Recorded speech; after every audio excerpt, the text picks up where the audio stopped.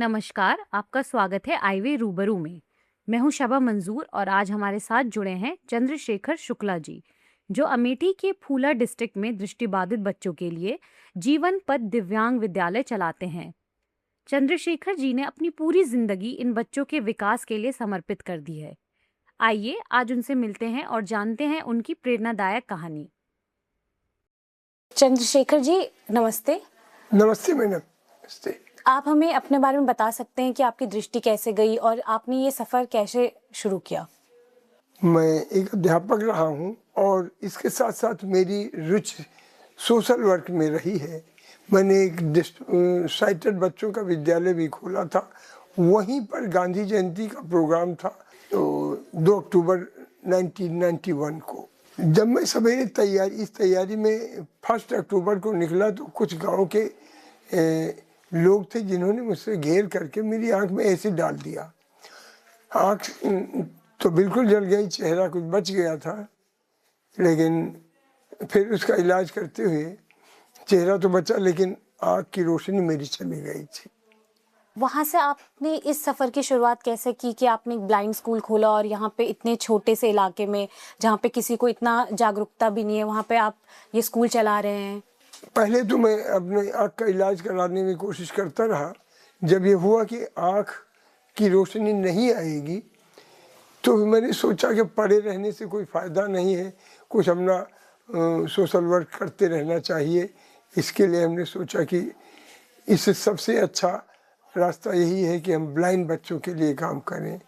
और इसके लिए कुछ लोगों ने एक मीटिंग की थी जिसमें हमारे मित्र आए थे, तो मैंने उनको ये जगह दिखाई कि यहाँ विद्यालय खोला जा सकता है। मेरी लैंड थी यहाँ पर, तो उन्होंने कहा हाँ जगह तो ठीक है। तो फिर हमने डिसाइड किया कि यहीं में ब्लाइंड बच्चों का विद्यालय बनाना है। हमारी एनजीओ मातृश्री से ब्लाइंड बच्चों के लिए एक जगह पर रख करके काफ़ी कुछ किया जा सकता है। जब आपने इस सफर की शुरुआत की तो क्या मुश्किलें आई? कैसे आपने यहाँ पे बच्चों को कन्विंस किया कि आइए पढ़िए, या फिर कैसे आपने वो इन्फॉर्मेशन फैलाई कि यहाँ पे एक स्कूल है जहाँ पे वो पढ़ने आ सकते हैं?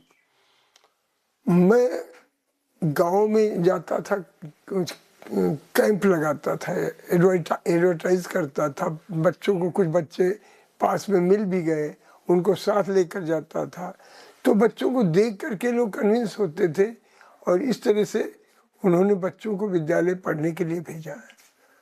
और उसकी व्यवस्था हमने कर रखी थी, लिखना पढ़ना भोजन और जो कुछ भी सुविधाएं वो इनको प्रोवाइड कराई जाती थी और गार्जियन देख करके संतुष्ट होते तब बच्चों को भेजते थे। एक बात खास बात और थी, पहले जब मैंने विद्यालय खोला था 6 बच्चों के साथ 2003 में, तब इतनी समस्या नहीं थी, गार्जियन बच्चों को भेज देते थे।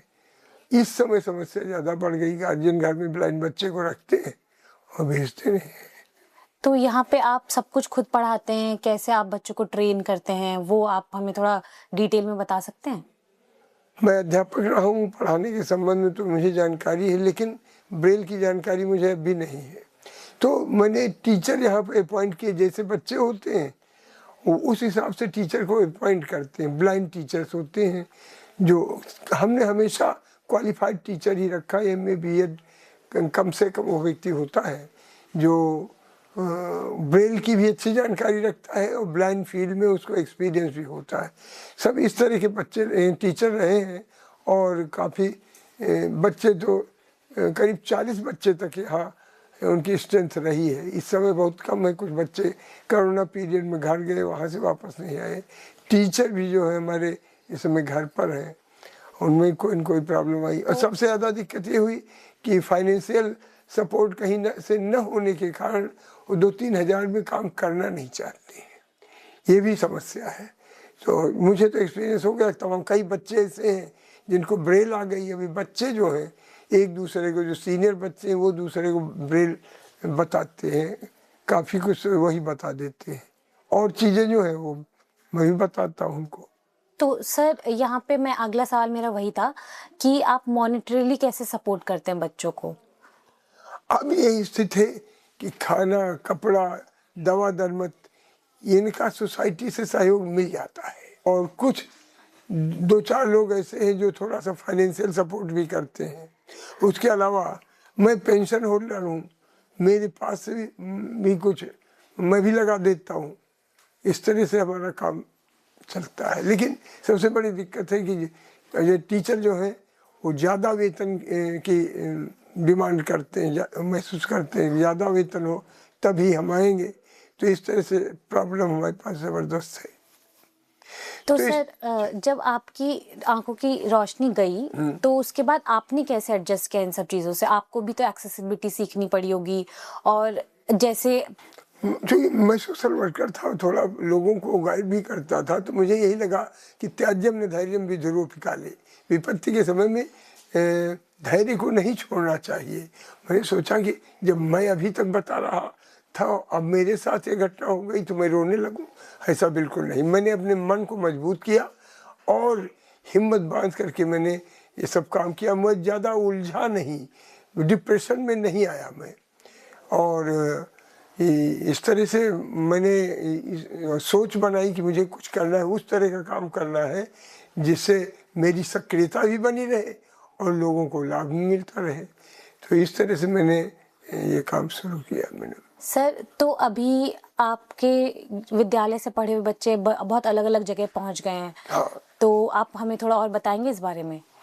हाँ, कई बच्चे सब यहाँ से पढ़ने के बाद, इंटरमीडिएट तक करने के बाद वो सब आगे दूसरे इंस्टीट्यूशंस में गए, बीएचयू गए और यहाँ लखनऊ के यूनिवर्सिटी में भी गए, दिल्ली में गए और वहाँ से शिक्षा प्राप्त की।